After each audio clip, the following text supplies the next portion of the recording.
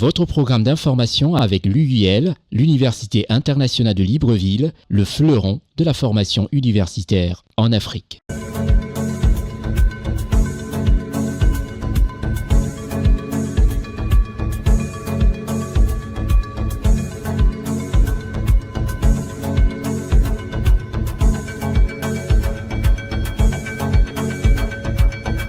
Merci de nous recevoir chez vous à cette émission hebdomadaire d'information politique qui vous permet d'avoir une synthèse générale du panafricanisme dans l'information vraie. Ensemble, pendant une heure, nous allons décortiquer la politique panafricaine. Je suis Constieka. À l'entame de cette émission, puisqu'on parle un peu de la Côte d'Ivoire, oui, il y a eu un remue-ménage et chez tous les Ivoiriens aujourd'hui, un nom revient. Le nom du ministre-gouverneur du district d'Abidjan, M. Cissé Makongo. Tout le monde ne parle que de ce ministre. Pourquoi? Parce qu'il y a des casses, il y a des maisons détruites. Alors que pour certains aujourd'hui, ne voient pas le bienfait de toutes ces mesures qui sont prises. Avec l'approche des grandes pluies, où il y a souvent des éboulements de terre, avec des constructions qui se font un peu de manière anarchique, il est temps de s'opposer et de ne pas toujours mettre la critique négative en avant. C'est le lieu ici où toute l'équipe de rédaction de CNN a décidé de présenter à tous les Africains, puisque c'est valable dans presque tous les pays d'Afrique, surtout les capitales, comment s'est construite la ville que tous les Africains francophones adorent. Nous l'avons diffusé une fois dans notre émission, mais il est important, à la demande de certains internautes et de certains téléspectateurs, de rediffuser cet élément qui montre comment Paris, qui avait aussi, comme en Côte d'Ivoire, on parle des Ébriers, qui sont pratiquement les autochtones de la ville d'Abidjan, eh bien à Paris, il y avait aussi des Parisiens qui étaient dans le village, était le 18e arrondissement, le 16e arrondissement, le 8e arrondissement. Eh bien, Paris a subi une transformation. Ne regardons pas toujours le côté négatif, essayons de nous dire que nos gouvernants ont une idée positive pour apporter du bonheur à nos populations. C'est cet élément que l'équipe de rédaction de CNN a décidé de vous présenter. Comment Paris s'est construit. Reportage. Comment les transformations de Paris réalisées par Haussmann reflètent-elles le projet politique et social de Napoléon III? En 1850, Paris compte 1 million d'habitants. Elle est derrière Londres la deuxième ville la plus peuplée d'Europe. Ses rues sont sombres et étroites, les équipements sanitaires font défaut, des Parisiens sont obligés de recourir à l'eau de la Seine pour boire ou se laver. L'absence d'égouts favorise la propagation des épidémies. Le développement urbain est désordonné. Les entrepreneurs implantent leurs fabriques sans contrôle. Avec l'exode rural, les ouvriers de plus en plus nombreux s'entassent dans de petits logements insalubres. Cette situation ternit encore plus l'image de Paris, considérée depuis la Révolution comme une cité insurrectionnelle. Napoléon III veut assainir et renouveler la capitale. Impressionné par Londres, il veut un Paris moderne, éblouissant et facile à contrôler. La capitale impériale doit être à l'image de sa puissance. Son réaménagement est confié au préfet de la Seine, Georges-Eugène Haussmann. Il prend le contrôle de la ville et annexe une douzaine de communes situées entre le cœur de la cité et les fortifications extérieures. Paris, divisé en 20 arrondissements, compte 40% de superficie et 300 000 habitants en plus. Il perce de larges voies en plein cœur de la capitale afin de permettre une intervention rapide des forces de l'ordre en cas d'émeute. Il procède à la destruction de 25 000 maisons, tandis qu'il encourage la reconstruction de nombreux immeubles. Un réseau d'eau potable et d'assainissement de plusieurs centaines de kilomètres est réalisé. Des squares et des parcs sont implantés et les bois situés en périphérie sont aménagés selon le modèle londonien de la ville aérée. 5 gares conçues comme les nouveaux temples de l'Empire structurent la cité nouvelle. Elles donnent sur des avenues aux trottoirs arborés et jalonnés de bancs, de kiosques et de fontaines. Les chaussées sont pavées et bordées d'immeubles de 7 étages construits en série. L'unité architecturale de l'ensemble compose un style nouveau typiquement haussmannien. Grâce aux artères réagencées, les omnibus traversent Paris en 20 minutes. Pour ravitailler une population grandissante, les halles sont reconstruites selon le vœu de l'empereur qui souhaite un parapluie de verre. De nombreux bâtiments sont rénovés ou réhabilités. De nouveaux lieux du pouvoir et de la culture sont édifiés comme le palais de justice et l'Opéra Garnier. Les curieux affluent du monde entier pour voir Paris transformé. Mais les Parisiens endurent les désagréments d'une restructuration colossale. Napoléon III et Haussmann veulent agir vite, sans trop se soucier du patrimoine. Certaines personnalités attachées au Paris médiéval condamnent les destructions massives en rupture avec le passé. D'autres, comme Jules Ferry, critiquent le coût excessif des transformations et dénoncent les opérations immobilières qui profitent aux proches du régime. Voici une cité de 2 millions d'âmes condamnées à la cherté éternelle et à la hausse permanente des loyers. Même si beaucoup d'ouvriers travaillent sur les chantiers, nombre d'entre eux n'ont plus les moyens d'habiter le centre de la ville. Chassés du cœur de la capitale, ils partagent un profond sentiment d'amertume. En raison de ces nombreuses critiques, Haussmann est démis de ses fonctions quelques mois avant la chute de l'Empire. Mais cela n'empêche pas les travaux de se poursuivre jusqu'à la Première Guerre mondiale. À la fin du XIXe siècle, Paris est une ville réinventée. Comme Napoléon III le souhaitait, les travaux du baron Haussmann ont fait entrer dans la capitale la lumière bienfaisante du soleil.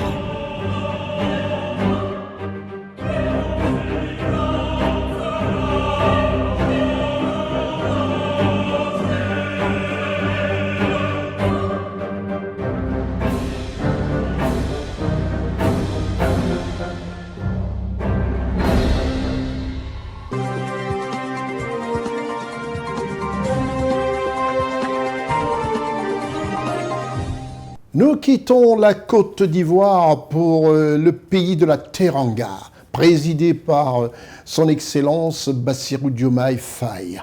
Nous allons au Sénégal. Le président sénégalais chef de l'État, son Excellence Bassirou Diomaye Faye, est sur le terrain dans le cadre des attributions des parcelles à Mbour 4, nouvelle ville de Thiès. Rien ne sera plus comme dans le passé. Le président tient à faire un point d'honneur en respectant tout ce qu'il a promis au peuple sénégalais. Reportage. Le président élu de la République du Sénégal, son Excellence Bassirou Diomaye Faye, veut faire comprendre à son peuple le pourquoi des mesures de suspension des procédures domaniales et foncières au Sénégal. En chef d'État avisé, il a effectué une visite inopinée sur les sites d'extension de Bourkat et la nouvelle ville de Thiès. Sa délégation était composée des autorités administratives et locales. C'est alors que le chef de l'État sénégalais a constaté les dégâts avec les services des domaines et de l'urbanisme. On est entré par là, on a fait ce grand tour jusqu'ici, on est passé par là. Jusqu'ici, on est actuellement ici. Tout ce que vous voyez, c'est Mbourkat. Tout le reste, c'est la nouvelle ville. Dans ce plan, vous avez les grandes superficies. À l'intérieur, il y a des parcellaires. Qu'est-ce que vous appelez grandes superficies? Les grandes superficies, quand je dis grandes superficies, c'est les superficies qui varient de 1, 2, 3, 4, 5, 6 hectares. Maintenant, les petites superficies, c'est le morcellement de ces grandes superficies à l'intérieur. Ce sont les parcellaires pour que les gens puissent disposer d'une assiette pour pouvoir ériger une construction ou un équipement. La ville de Thiès, on a mis à sa disposition combien de parcelles? 120. 120 parcelles pour toute la ville. Ça fait environ combien d'hectares, monsieur? Un hectare, c'est environ 45-30 parcelles. Parce que ça, on a des parcelles de 200 mètres carrés, on n'a pas des parcelles de 150 mètres carrés. 120 parcelles de 200 mètres carrés, c'est combien d'hectares? 3 hectares. 3 hectares. Ce que je voudrais établir, c'est qu'il est arrivé dans ces lotissements-là que, à la ville de Thiès, pour tous les citoyens de la ville, j'allais dire presque, en prenant pas en compte pour le moment les communes, qu'on donne 3 hectares. Et qu'à un seul individu, on donne 13 hectares par exemple, c'est arrivé. Et c'est ce que je vois là, partout, avec des 30 hectares par-ci, des 9 hectares par-là, des 37 hectares là. Des 5 hectares. Parfois à des citoyens aussi, 20 hectares.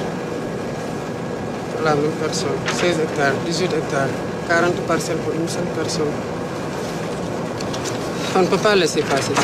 Nombreuses irrégularités constatées par le chef de l'État, son Excellence Bassirou Diomaye Faye, aux yeux de toute la délégation qui l'accompagne et les responsables des domaines, ce qui, de facto, entraîne des mesures correctives. J'avais une idée de ce qui se passait ici. Déjà en prison, j'ai eu des informations faisant état de personnes qui étaient membres de l'ancien régime et d'autres à qui on a attribué des dizaines d'hectares. Et au même moment, j'avais entendu le maire de la ville de Thiès dire qu'on lui a donné que 120 parcelles de 200 mètres carrés qu'il devait distribuer à ses concitoyens. Je viens d'apprendre avec les services des domaines que la nouvelle ville de Thiès, qui se trouve principalement dans la commune de Keur Moussa, donc presque les 2000 ou plus de 2000 hectares sont situés dans la commune de Keur Moussa. Que la commune de Keur Moussa n'a obtenu que 25 parcelles pour loger des habitants de Keur Moussa.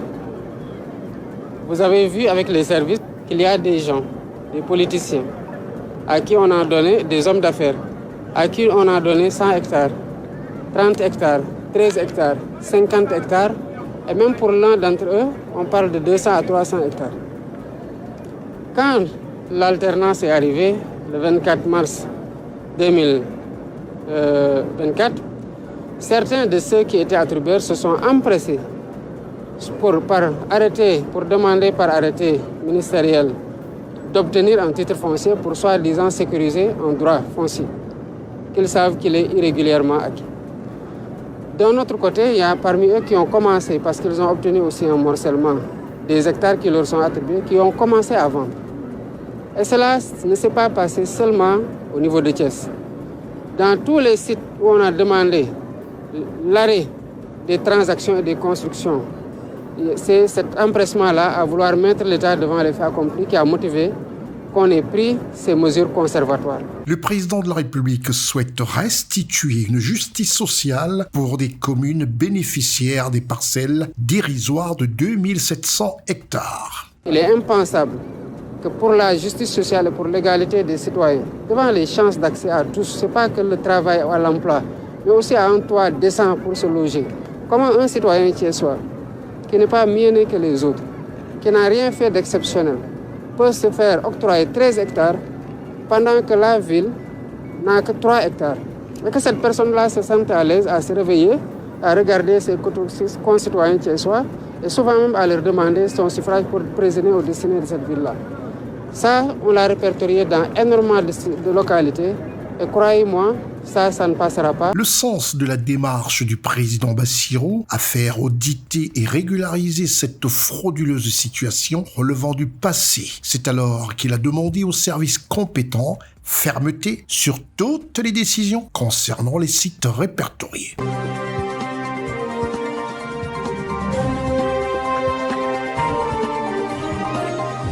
Le Gabon qui, le 2 avril, pendant que du côté du Sénégal, on parlait de prestation de serment, on parlait de vestiture et de passation de pouvoir au Gabon, tel avait prévu le président de la transition, son Excellence Brice Clotaire Oligui Nguema, respectant toutes les dates. C'était l'ouverture du dialogue national, présidé par son Excellence, le général chef de l'État gabonais, Brice Clotaire Oligui Nguema, qui, comme annoncé et attendu, le mardi 2 avril 2024, a vu les travaux du dialogue national inclusif s'ouvrir par une somptueuse et solennelle cérémonie qui à jamais sera marquée dans le marbre de l'histoire du Gabon. Notre correspondant à Libreville, Teddy Ossé.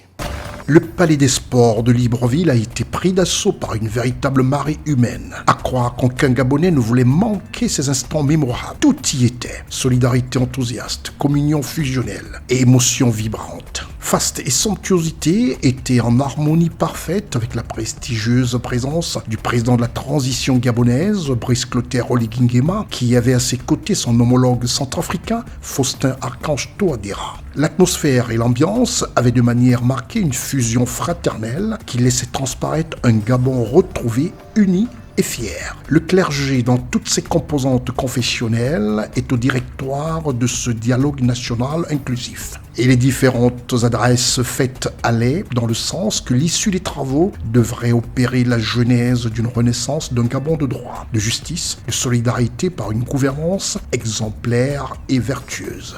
Peuple gabonais, la solennité de l'événement de ce jour, du 2 avril 2024, nous invite à l'observation d'une minute de silence, en hommage à tous ces Gabonaises et Gabonais épris de valeurs démocratiques qui nous ont précédés dans l'au-delà. Ouvrir ces travaux du dialogue national inclusif équivaut à ouvrir une page de ce grand livre de notre histoire. Permettez-moi de commencer par remercier le président de la République centrafricaine, Faustin Archange Touadéra,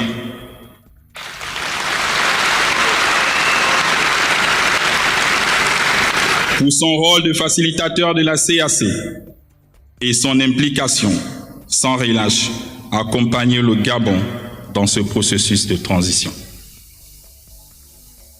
Ces remerciements s'adressent également à tous nos amis de la CAC, dont l'action déterminante a déjà permis d'aboutir à la levée des sanctions qui pesaient sur le pays. L'armée a fait sa part. Il revient donc au clergé, à l'Église, de faire la leur.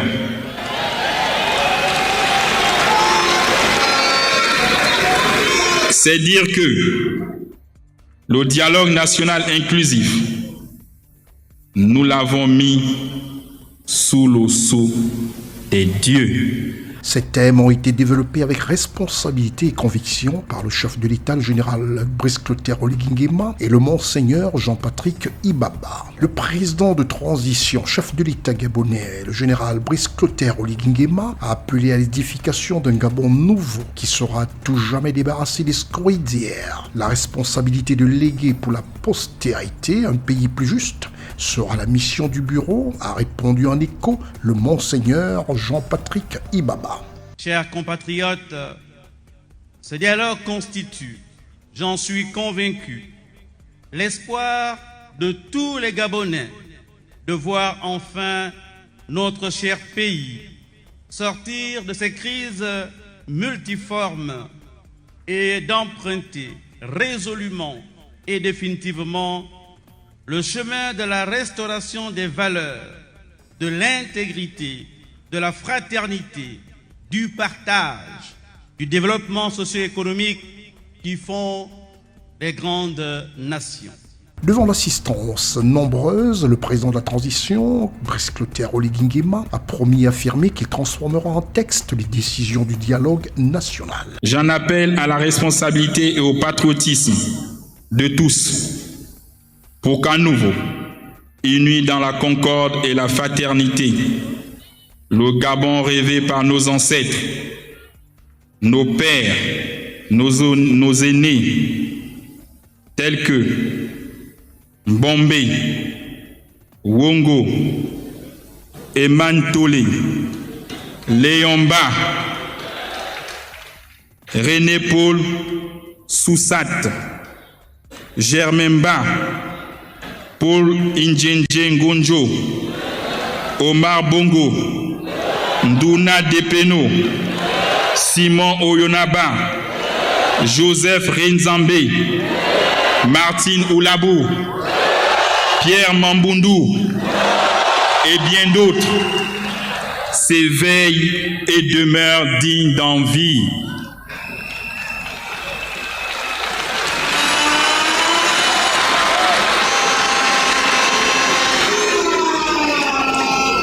Peuple gabonais,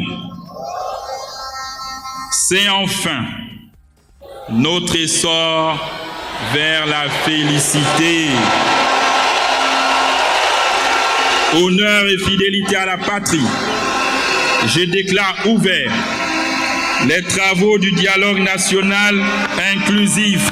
Les moments de réjouissance de ces assises ont vu la prestation de l'icône de la musique gabonaise, Pierre Claver-Nkendenge, qui a électrisé, invité, participants. Et que dire de la maestria et surtout de ce retour inattendu d'André Pepe Zé, dont le classique titre Nzal porte la symbolique et la philosophie qui cadrent avec la circonstance. Toutes choses qui ont fini par émouvoir de façon touchante et humaine le général Brice-Clotaire Oligui-Nguema et par la suite, comme une sensation contagieuse, le titre Libérer la liberté a fait chavirer le tout palais des sports de Libreville. Le prince Martin Rompavette n'était pas en reste, mais plutôt bien en verve en chantant son ode à la démocratie. Les Gabonaises et les Gabonais ont un mois pour confectionner et écrire une page nouvelle qui viendra consacrer un véritable état de droit tel que souhaité par tous.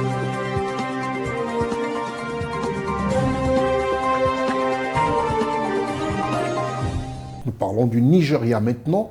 Le président de la République de Côte d'Ivoire, son Excellence Alassane Ouattara, a pris part à ce sommet extraordinaire avec ses homologues. Le président de la République a participé aux travaux du sommet extraordinaire de la CEDEAO à Abuja, au Nigeria. Il s'agit à ce sommet de la situation sécuritaire et politique dans la sous-région ouest-africaine. Un élément majeur de ce qui contribue aujourd'hui à assainir le climat sociopolitique dans la sous-région ouest-africaine. Reportage Ousmane Koulibaly. Le président de la République de Côte d'Ivoire, son Excellence Alassane Ouattara, a pris part ce samedi 24 février 2024 à Abuja au Nigeria aux travaux du sommet extraordinaire de la communauté économique des États de l'Afrique de l'Ouest sur la situation sécuritaire et politique dans la sous-région. Dans son intervention à la cérémonie d'ouverture, le président de la République fédérale du Nigeria, son Excellence Ahmed Bola Tinubu, président en exercice de la conférence des chefs d'État et de gouvernement de la CEDEAO, a exprimé sa préoccupation face aux multiples défis qui se posent dans la sous-région en matière de paix, de démocratie, de stabilité et de sécurité. Cependant, face à ces enjeux, il a dit garder bon espoir que par un dialogue constructif, un bon jugement, les efforts cumulés des uns et des autres, ainsi qu'un sens élevé des responsabilités, les chefs d'État et de gouvernement parviendront à trouver des solutions qui garantiront une paix et stabilité durable pour la sous-région. Et pour cela, le président de la République fédérale du Nigeria, son Excellence Ahmed Bola Tinubu, président en exercice de la conférence des chefs d'État et de gouvernement de la CEDEAO, a exhorté ses pairs et les participants au sommet à prendre des décisions courageuses en ayant à cœur les préoccupations des populations tout en préconisant un réexamen des mesures prises à l'encontre de la Guinée, du Mali, du Burkina Faso et du Niger. Les travaux ont été marqués par une session à huis clos des chefs d'État et de gouvernement.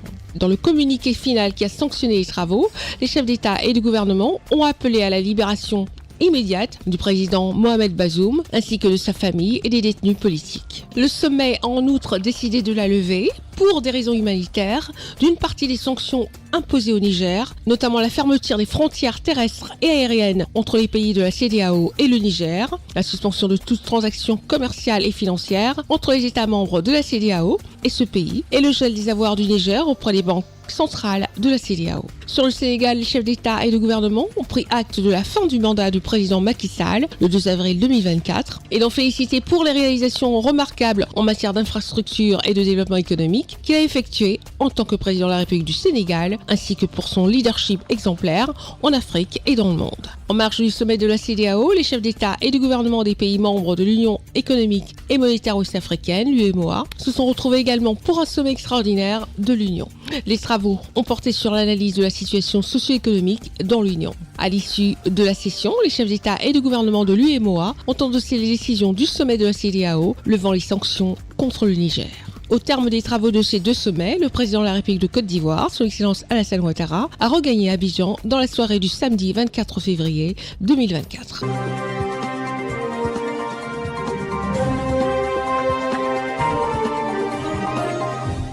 S'il est vrai que la Covid aura apporté quelque chose de positif dans le management des entreprises et même auprès de certains États, c'est l'occasion des différentes réunions aujourd'hui qui se tiennent par vidéoconférence. Nous allons au Tchad pour parler de cette réunion par vidéoconférence qui concernait les chefs d'État des pays membres de la CEMAC. À ce sommet extraordinaire des chefs d'État de la CEMAC, à savoir la communauté des États membres de l'Afrique centrale, un nouveau gouverneur désigné pour la Banque des États de l'Afrique centrale, à savoir la BEAC. Reportage Charlotte Abdoulaye. Le président de la transition, président de la République du Tchad, chef de l'État, le général Mahamat Idriss Déby Itno, a participé ce 9 février 2024 par visioconférence à une session extraordinaire de la conférence des chefs d'État et de gouvernement de la CEMAC. Convoqué par le président en exercice de la CEMAC, le président de la République de Centrafrique, le professeur Faustin Archange Touadéra, cette session a acté la nomination du nouveau gouverneur de la BEAC et du directeur général. Le gouverneur sortant, le tchadien Abbas Mahamat Toli, a été, quant à lui, adoubé par les chefs de l'État de la CEMAC comme candidat au poste de président de la Banque africaine de développement, la BAD. Cette session extraordinaire de la conférence des chefs d'État de la CEMAC a discuté de la vacance de pouvoir à la tête de la Banque des États de l'Afrique centrale, occasionnée par la fin du mandat de M. Abbas Mahamat Toli, ainsi que d'autres réajustements à opérer à la tête de quelques institutions communautaires. Le président Faustin Archange Touadéra, président en exercice de l'institution communautaire, qui a présenté le décor de la rencontre, a énuméré les points essentiels à débattre qui portent sur les nominations au poste de gouverneur et directeur général de la BEAC et du secrétaire général de la COBAC, Commission bancaire de l'Afrique centrale. Mais d'abord, la parole a été donnée au gouverneur sortant, M. Abbas Mahamat Toli, pour la présentation de son rapport. C'est dans un contexte très difficile caractérisé par la récession économique, notamment la chute des cours des matières premières, l'insécurité dans la sous-région, le Covid-19 et la guerre russo-ukrainienne que s'est déroulé le mandat, mais M. Abbas Mahamat Toli, grâce au soutien multiforme des chefs d'État de la communauté, a su insuffler une dynamique économique réconfortante dans la zone CEMAC. C'est un bilan exhaustif énumérant les réalisations, les réformes structurelles, ainsi que les défis qui se posent à la dynamique de l'institution que M.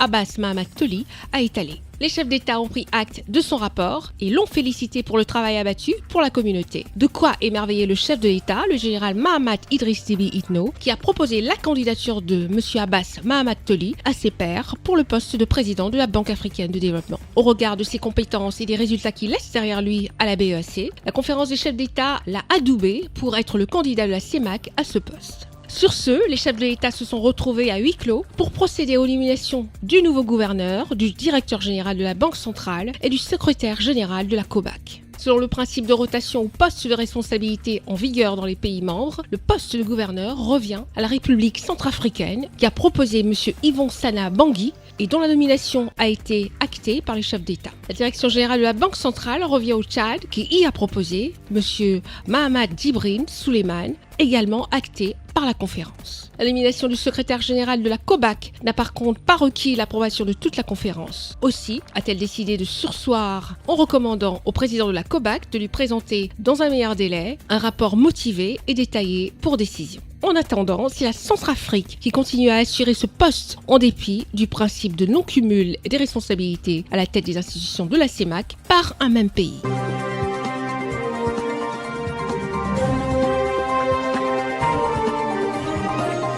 Les Africains ont tout compris, ils ont décidé de faire des choses comme il se doit. Ils ont décidé de prendre leur destin en main. Nous quittons le Gabon et nous arrivons en Côte d'Ivoire pour voir comment l'œil de celui qui a décidé de protéger tous ses compatriotes, respecter la feuille de route donnée par son Excellence le président Alassane Ouattara au niveau de la défense nationale.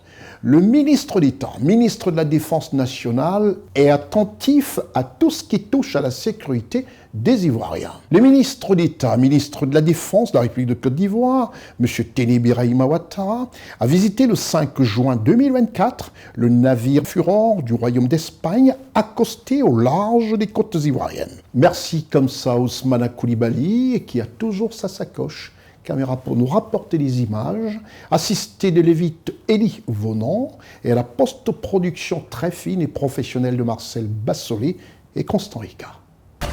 En Côte d'Ivoire, il s'agit là du 6e patrouilleur océanique et du 2e de la série BAM de la marine espagnole en escale à Abidjan. Le mercredi 5 juin 2024, le ministre d'État, ministre de la Défense de Côte d'Ivoire, M. Teni Birahima Ouattara, à bord du navire BAM Furor espagnol, a inspecté attentivement les différents compartiments afin d'apprécier les différentes unités et équipements de pointe. ce qui fait que ce navire d'action maritime possède les outils les plus performants de l'Union européenne en matière de protection et de sécurisation maritime.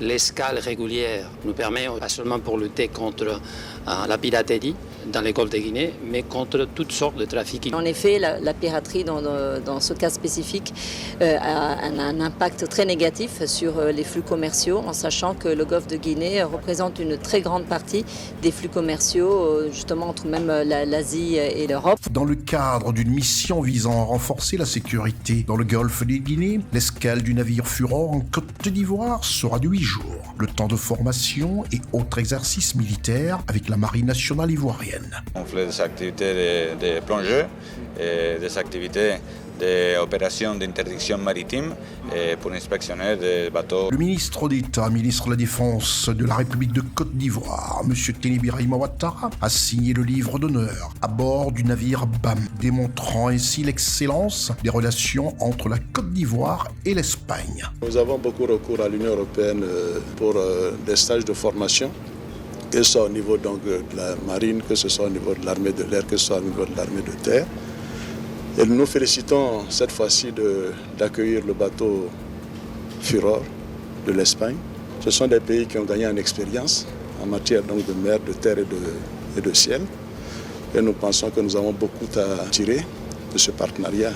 On ne peut que se réjouir d'avoir de tels échanges et tout ceci est formateur pour l'armée ivoirienne. L'échantillon d'un don espagnol à bord du navire BAM Furor pour la mise en œuvre, dès ses vacances scolaires, de projets communautaires dans le district autonome de la capitale politique de la Côte d'Ivoire, Yamoussoukro, a été remis à ses destinataires.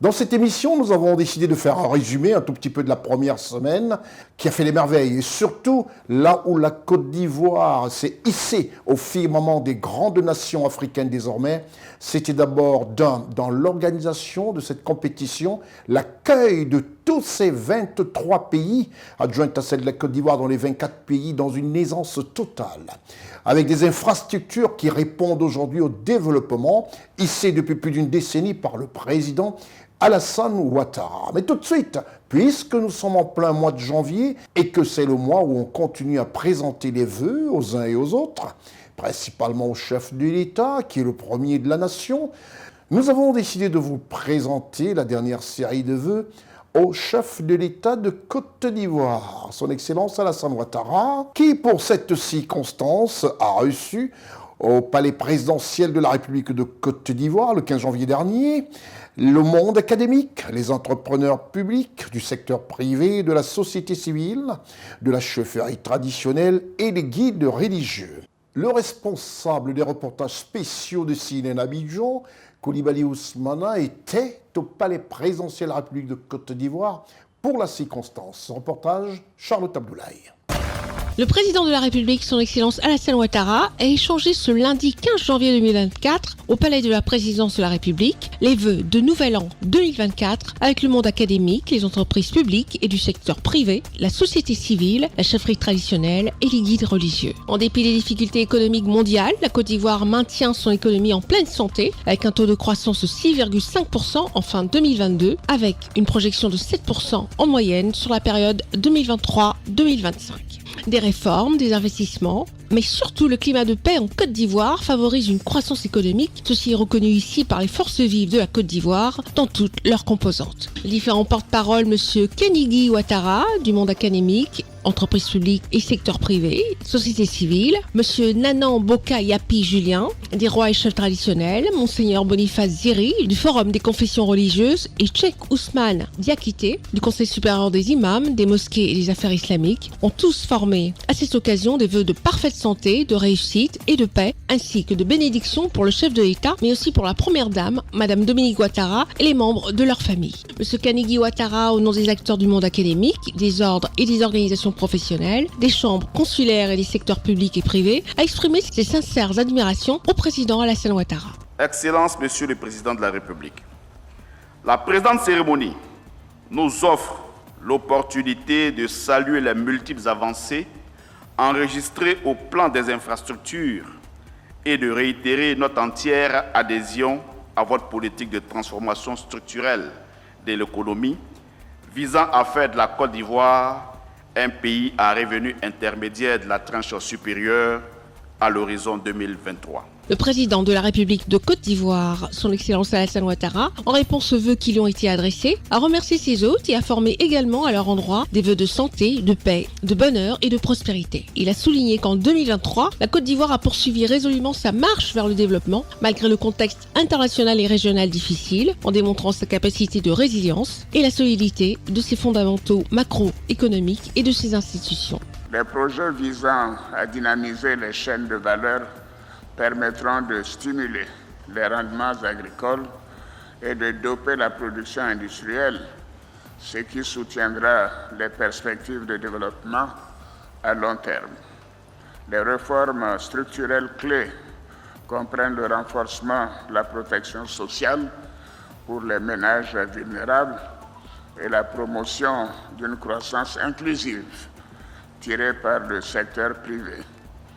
Tout au long de l'année 2024, le gouvernement poursuivra la mise en œuvre des réformes nécessaires pour améliorer davantage le dynamisme de l'économie et permettre à nos entreprises de contribuer activement à la transformation structurelle de l'économie. Le chef de l'État ivoirien, son Excellence Alassane Ouattara, a ajouté que le gouvernement poursuivra sa politique de transformation structurelle de l'économie ivoirienne avec un rôle accru dévolu au secteur privé. Il a aussi affirmé que les perspectives sont prometteuses pour notre pays, d'autant que le gouvernement poursuit sa réalisation des infrastructures qui transforment qualitativement notre pays. Toutefois, il a souligné que tout ceci ne peut se faire que dans un climat de paix, rassurant pour les investisseurs.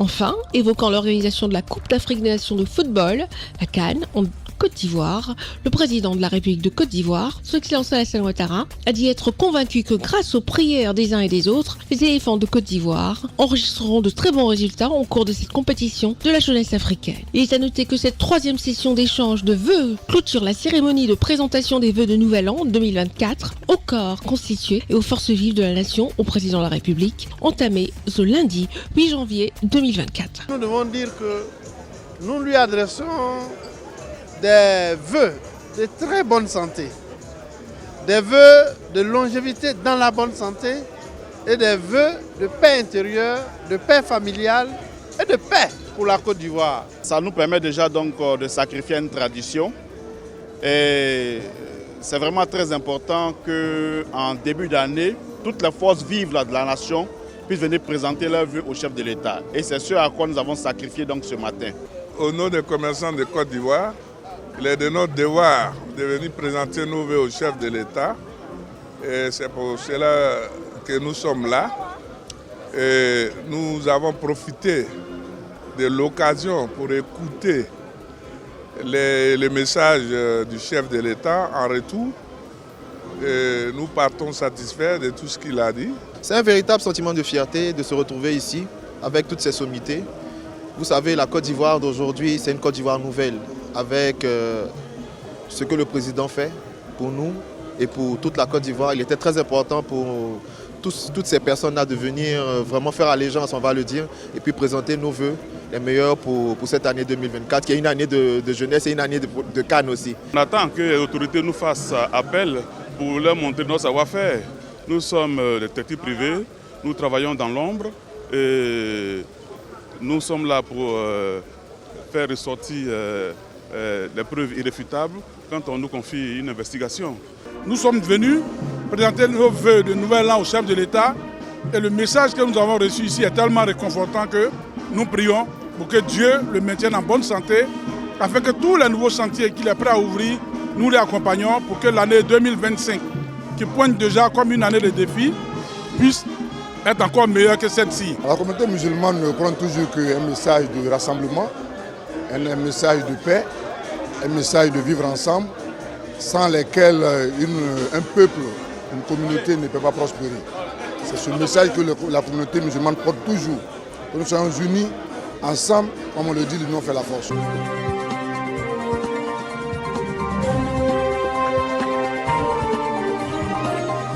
Nous allons faire un clin d'œil à notre partenaire officiel qui n'est autre que l'Université internationale de Libreville qui forme des cadres, comme j'ai pour habitude de dire, qui sont prêts à répondre à l'exigence du marché du travail. L'Université internationale de Libreville, reconnue d'utilité publique grâce à son partenariat avec l'État, est un établissement privé d'enseignement supérieur à vocation scientifique et technologique composé, entre autres, de l'École polytechnique de Libreville, de la Faculté de droit et de sciences politiques, de l'Institut international de recherche biomédicale et biotechnologie, de l'Institut supérieur de gestion et d'économie appliquée.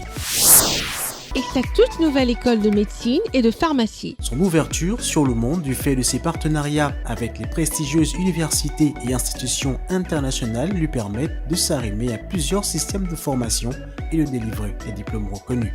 DUT, licence, ingénieur, master recherche et professionnel, exécutive MBA, doctorat. Venez vous former à l'exécutive MBA de l'UQAM Canada au métier de l'économie, gestion, du droit et de la science politique de l'industrie médicale et pharmaceutique. Devenez technicien supérieur ou ingénieur à l'Université internationale de Libreville, le fleuron de la formation universitaire en Afrique.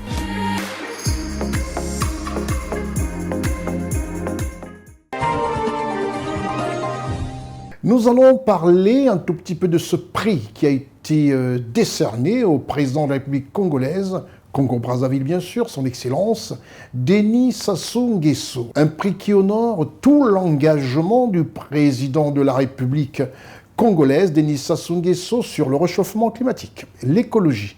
Quand on pense aussi, lors de l'ouverture de cette émission, quand je parlais du ministre René Emmanuel Sadi de la communication de la République du Cameroun, qui a attiré l'attention aussi de la presse sur le réchauffement climatique. Et voilà que le président de la République du Congo-Brazzaville, honoré mondialement pour son implication dans la lutte contre le réchauffement climatique, reçoit un prix pour son travail en faveur de l'écologie. Reportage Charlotte Doulaye, Marcel Bassolet.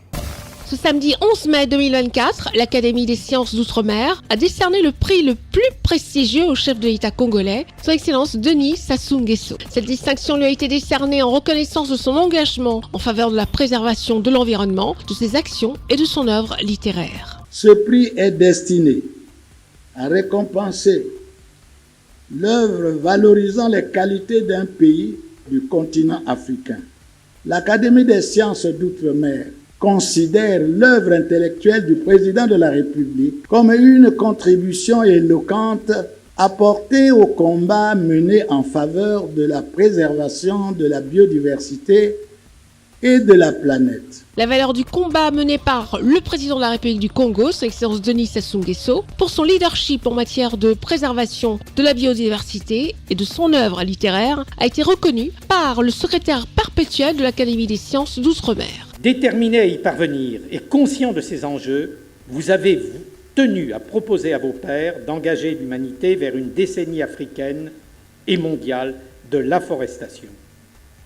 Joignant la parole à l'acte, vous avez organisé l'année dernière le sommet des 3 bassins forestiers tropicaux et proposé d'organiser cette année encore la conférence internationale sur l'afforestation et le reboisement. Le développement durable ne sera pas qu'un concept. Pour promouvoir une modernisation durable, il faut miser sur l'entreprise, sur la démocratie, sur l'action au sein des institutions internationales. Les sages et la notabilité ont remis un présent au secrétaire perpétuel de l'Académie des sciences d'outre-mer, juste avant la photo de famille.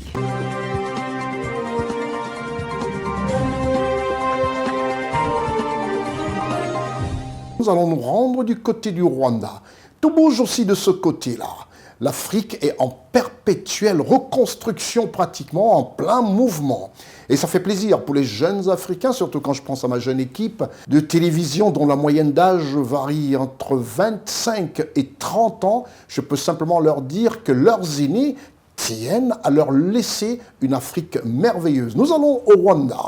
Le président de la République de Guinée-Conakry, son Excellence le général Mamadi Doumbouya, a séjourné à Kigali, au Rwanda, dans le cadre d'une visite de travail et d'amitié. Cette visite de travail et d'amitié des 2 chefs d'État, celui du Rwanda et de la Guinée-Conakry, n'est qu'au profit de leurs différentes populations.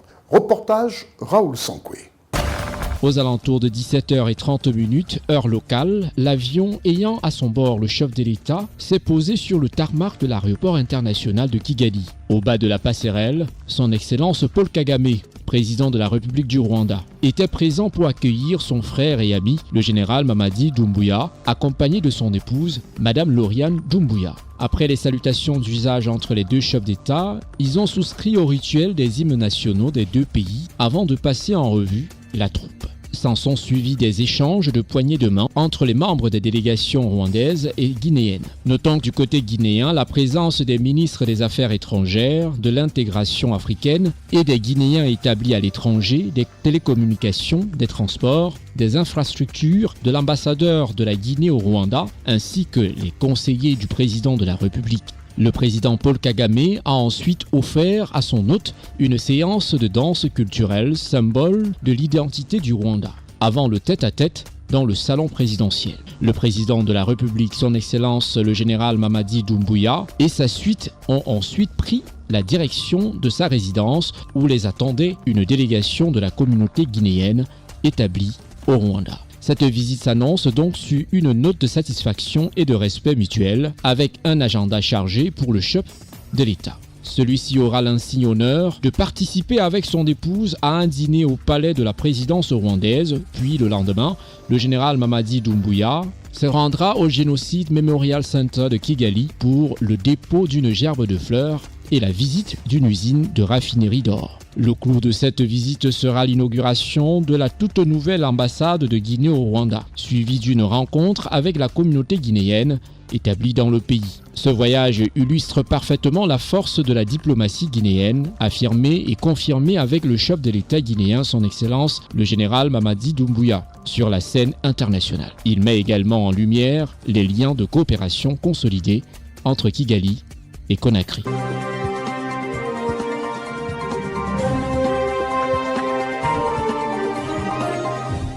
Retour sur notre plateau, nous allons parler de la sécurité. La sécurité qui a été un élément très important lors de la Cannes 2023, l'édition 2023 qui s'est déroulée en janvier 2024 en Côte d'Ivoire, où la sécurité a brillé de mille feux. Parce que des 23 pays accueillis en Côte d'Ivoire, il n'y a eu aucun souci sur le plan sécuritaire. C'est l'occasion pour nous de faire la part belle à ce service de sécurité et spécifiquement la police pour le cas d'espèce. À l'heure du modernisme dans tous les secteurs et la rigueur dans la gestion de la chose publique, la police nationale a dressé son bilan de l'année 2023. Reportage Ousmane Koulibaly, Charlotte Abdoulaye. Les services de la police nationale de Côte d'Ivoire ont évalué l'ensemble des activités sécuritaires menées au cours de l'année 2023. Pendant 3 jours, ils ont examiné les thématiques en lien avec la recherche des stratégies de protection de personnes, des biens et des institutions de la République. Ainsi, ils ont réarticulé le dispositif sécuritaire pour le bien-être des populations. À la fin de ce séminaire, des recommandations ont été formulées. Créer une sous-direction au sein de la direction de la police économique chargée exclusivement de la lutte contre le blanchiment des capitaux et le financement du terrorisme. Signer les projets d'arrêté portant création, fonctionnement et attribution des unités de police RECO.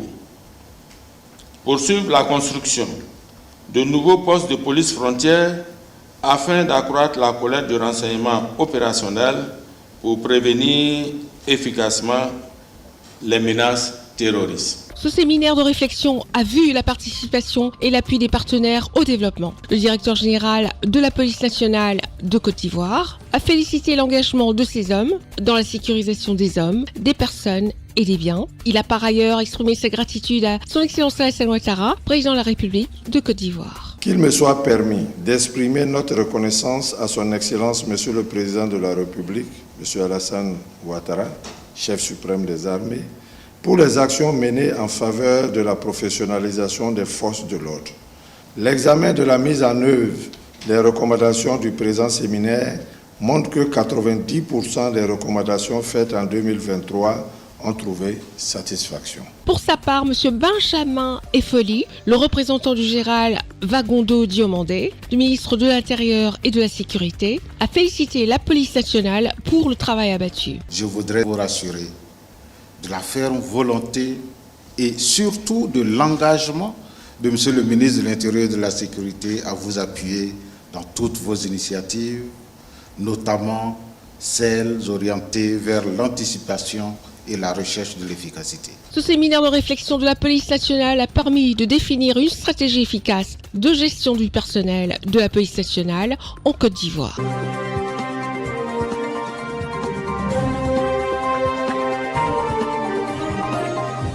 Nous restons toujours en Côte d'Ivoire. Tout bouge, et ça bouge énormément.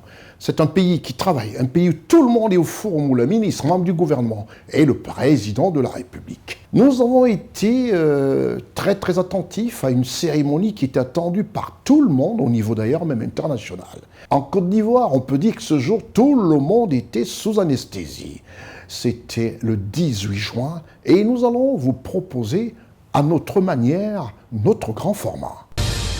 Ce grand format est consacré à ce 18 juin, devenu traditionnel en Côte d'Ivoire, où le président Alassane Ouattara a décidé de présenter l'état de la nation au Congrès réuni, à savoir la Chambre basse et la Chambre haute de Côte d'Ivoire, en présence aussi des responsables et présidents de grandes institutions, des diplomates accrédités en Côte d'Ivoire. La dextérité de toute l'équipe de reportage de CNN, Ousmane Koulibaly, Lévite Edivonon, Marcel Basselet à la post-production et la voix de Constant Ika vous présente un résumé, un récapitulatif de ce 18 juin 2024 depuis le Palais des Congrès de l'Hôtel Ivoire.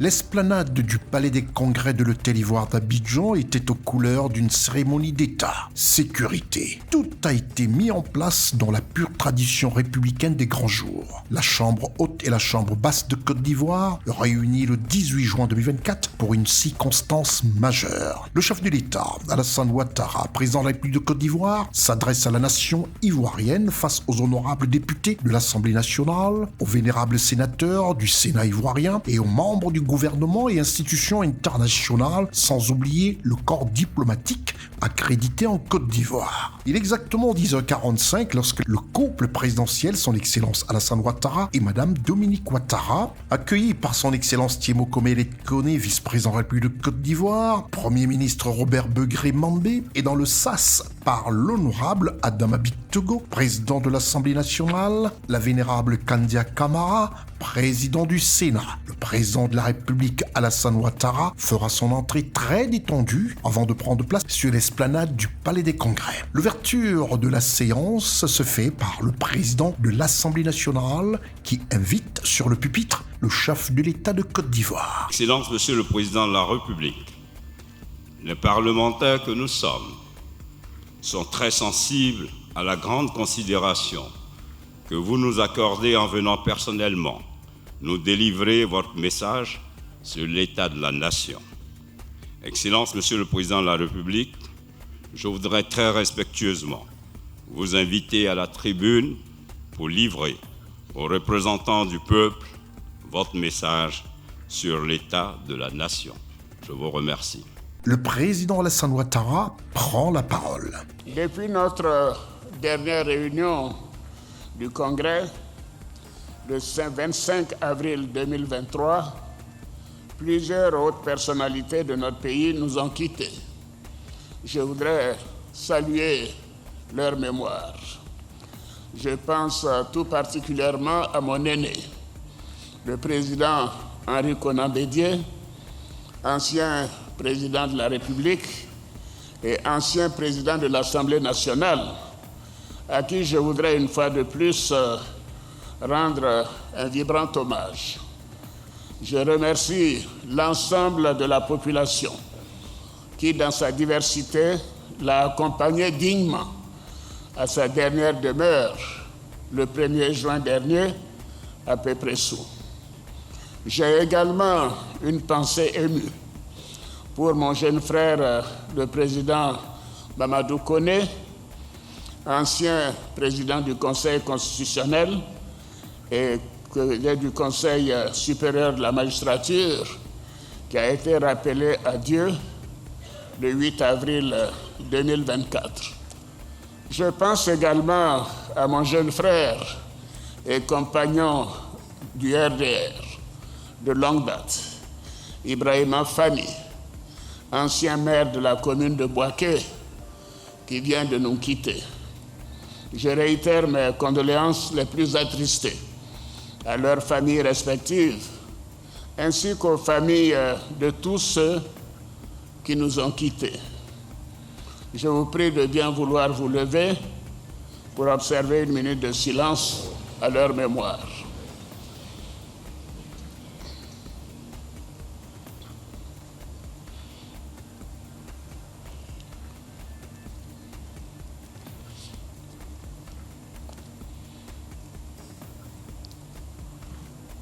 Je vous remercie.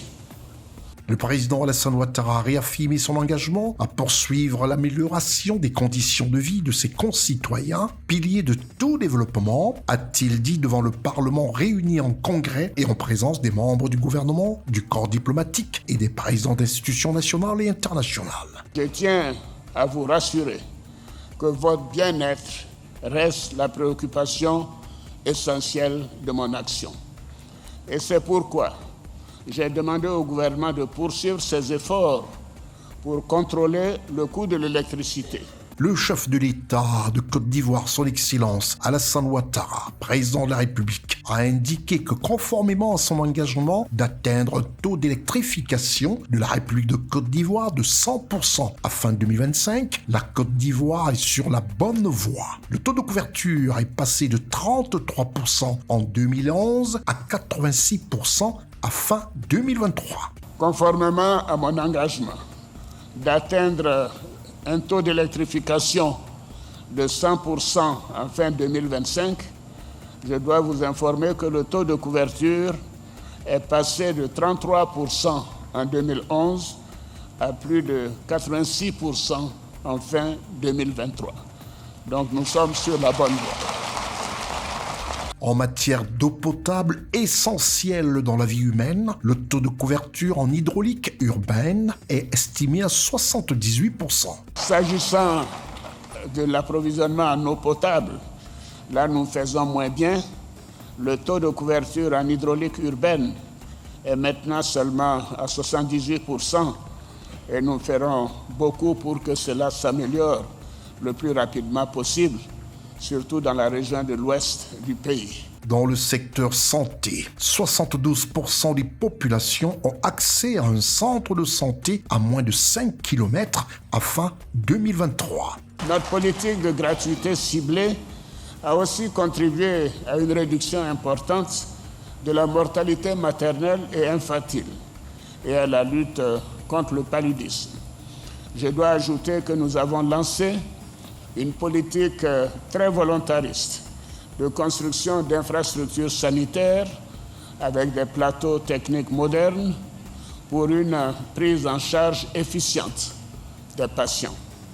Ainsi, le programme hospitalier qui se poursuit a permis de doter toutes les grandes régions du pays d'infrastructures de qualité. Et en 2023, ce sont 72% de la population qui ont accès à un centre de santé situé à moins de 5 km. Le programme jeunesse du gouvernement sur la période 2023-2025 a permis d'adopter une réponse concrète aux problèmes de la jeunesse. L'école de la deuxième chance et les centres de services civiques ont contribué à l'insertion professionnelle des jeunes. Les programmes mis en place pour encadrer les jeunes à l'insertion sont désormais mieux alignés avec les besoins des entreprises. En effet, les centres de services civiques et l'école de la seconde chance permettent de donner à nos enfants les aptitudes pour une meilleure insertion professionnelle. Le gouvernement a aussi procédé à la réforme de l'enseignement technique et la formation professionnelle. Avec la mise en place du programme jeunesse du gouvernement sur la période 2023-2025, pour un montant de 1118 milliards de francs CFA, nous apportons des réponses concrètes aux problèmes de la jeunesse en matière d'insertion professionnelle, de formation, de sensibilisation, d'amélioration des conditions d'études et d'accès au financement. Et j'ai suivi récemment une déclaration du ministre Mamadou Touré qui donnait les détails de ce programme à la télévision. Toutes mes félicitations, jeune Touré. Nous continuerons de renforcer nos actions pour que nos jeunes, qui sont l'avenir de notre pays, contribuent à son développement à la hauteur de leur énorme potentiel. Une nouvelle ère a commencé avec une jeunesse au travail, une jeunesse innovante et une jeunesse qui incarne l'Ivoirien nouveau qui m'est très cher. S'agissant de l'autonomisation des femmes, le FACSI a mis 80 milliards de francs CFA à la disposition de 400 000 femmes de Côte d'Ivoire pour le financement de leurs activités. S'agissant de l'autonomisation des femmes, les initiatives en vue de créer des activités génératrices de revenus pour nos sœurs et nos filles demeurent notre priorité. N'est-ce pas, Madame la Première Dame? Dans ce cadre, le Fonds d'appui aux femmes de Côte d'Ivoire, le FAFSI, initié et mis en œuvre par la Première Dame, mais le président aussi a eu quelque chose à voir dans ça, a permis de mettre des crédits de 80 milliards de francs CFA à la disposition de 400 000 femmes de Côte d'Ivoire. Bravo à Madame la Première Dame. L'état de la nation ainsi fait, le président de l'Assemblée nationale, l'honorable Adama Bitogo, a levé la séance. CNN, la télévision autrement, depuis le Palais des Congrès de l'Hôtel-Ivoire, a recueilli pour vous quelques impressions. Vraiment, je voudrais féliciter le président de la République. Et avec le bilan qui a été fait, ça nous a permis de voir les réalisations qui ont été faites en Côte d'Ivoire en termes de développement. Moi, je retiens que le taux de couverture dans l'électrification, il a parlé de 83%. Aujourd'hui, 72% de la population est à moins de 5 km d'un centre de santé. Ce sont des acquis qui sont vraiment importants et on a besoin de le savoir parce que ce n'est pas évident et c'est ça aussi le bien-être des populations. Et vraiment, ce bilan est le bienvenu et ça nous a permis de situer le développement de la Côte d'Ivoire et d'être fiers de notre pays, la Côte d'Ivoire, et je suis vraiment fier. Beaucoup d'émotions pour ce grand discours. Le président d'abord a mis fin au débat parce que de spéculation, de on dit, on a entendu. Mais le président fait un discours de paix, un discours de rassemblement, un discours de cohésion, un discours évidemment où il appelle tous les Ivoiriens à l'humilité, à la solidarité, à l'union. Nous, on n'est pas satisfaits et on sait que le travail continue parce que ce monsieur-là est une chance pour la Côte d'Ivoire. Je crois que le président a fait un très bon discours. Il a pris vraiment le temps pour dire à la nation quel est l'état réel du pays. Sur les inquiétudes que certains ont en ce qui concerne les questions d'endettement, sur le partage de la richesse, de la croissance, avec tout ce qui est fait comme investissement dans le social, notamment dans l'éducation, dans la santé. Il a décliné un peu tout ce que nous sommes en train de faire au niveau du gouvernement sous la direction du Premier ministre en ce qui concerne l'autosuffisance alimentaire, en ce qui concerne la cherté de la vie. Le président a vraiment fait tout le tour de la question. Cet exercice est désormais annuel. Il permet au chef de l'État, au président de la République, de faire l'état de la marche de notre pays. Et je pense que ce qui ressort principalement, c'est que le pays va bien. Le pays est en très bonne santé. Tous les indicateurs sont au vert. Et le président en a profité pour passer des messages particuliers qui encouragent tel ou tel acteur gouvernemental, mais en même temps qui mettent en évidence en réalité les points sur lesquels il souhaite que les choses aillent plus fortement ou plus vite. C'est du classique. Le président, chaque année, doit s'adresser à la nation devant le Parlement réuni en congrès. Il a respecté cette tradition et en principe, c'est un cadre pour faire le bilan de son action. Il nous a donc dressé un bilan très éloquent sur 12-13 dernières années. Je voudrais vraiment lui renouveler mon admiration. Maintenant, certains de nos compatriotes peuvent s'attendre à d'autres informations. Le président a bien indiqué que ce sera pour une autre fois. Il faut dire que nous avons suivi avec beaucoup d'attention et avec beaucoup d'intérêt donc le message du chef de l'État. Il faut dire que nous avons été très heureux de voir que le président de la République a fait un état des lieux de la situation économique et sociale de la Côte d'Ivoire. Ce qui nous a permis de comprendre aujourd'hui que la Côte d'Ivoire se porte bien et que la Côte d'Ivoire est même classée parmi les meilleurs élèves au plan économique et social en Afrique de l'Ouest. Le président nous a montré les avancées sur le plan des infrastructures, beaucoup d'autres points positifs qui ont été réalisés au niveau de la Côte d'Ivoire.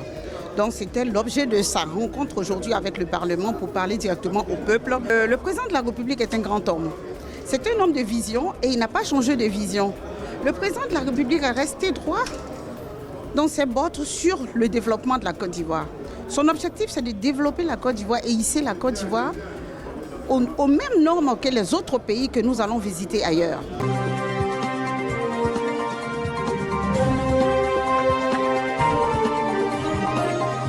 Tout en vous remerciant d'avoir suivi ce programme, n'oubliez pas toutes les rediffusions de ce programme hebdomadaire sur vos médias. C'était votre programme d'information avec l'UIL, l'Université internationale de Libreville, le fleuron de la formation universitaire en Afrique. C'est terminé pour cette émission, tout en vous rappelant de rester focus sur votre petit écran, celui que vous avez choisi pour suivre la rediffusion, et aussi sur cnntv.ci, qui est relayé en simultané sur la radio mondiale Voltage 2, dont l'application est téléchargeable, comme vous le savez déjà, sur Google Play, sur Apple Store et en replay sur www.siwebinfo.net. Je suis Consti Eka. Au revoir.